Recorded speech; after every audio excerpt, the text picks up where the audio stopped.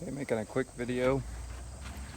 The Husky 22-ton log splitter seal removal. So start out, need a crescent wrench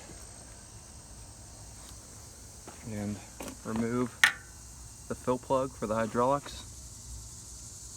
Pull that off, loosen this hose here with a screwdriver and pull this over and dump the excess oil into here. Just take this hose and dump it into there. Loosen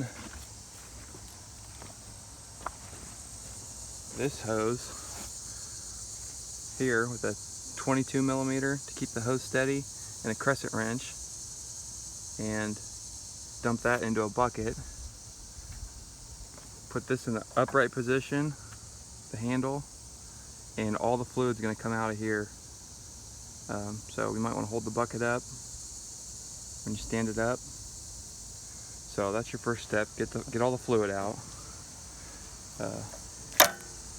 Remove the set screw with an Allen key and pull the ram out as much as you can. Probably your first step there. I took a 17 millimeter socket and pounded the first piston back behind there, and it allows you to remove the wire lock ring that's back there. So you push this back, pull out the lock ring. You can sort of see it if you really look. But then once that's out, you can pull the pulley out. I pulled this piece off.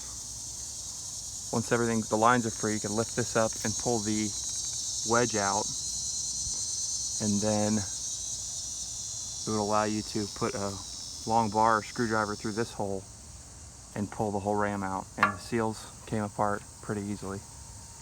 Wasn't too bad. I got it all done in about an hour.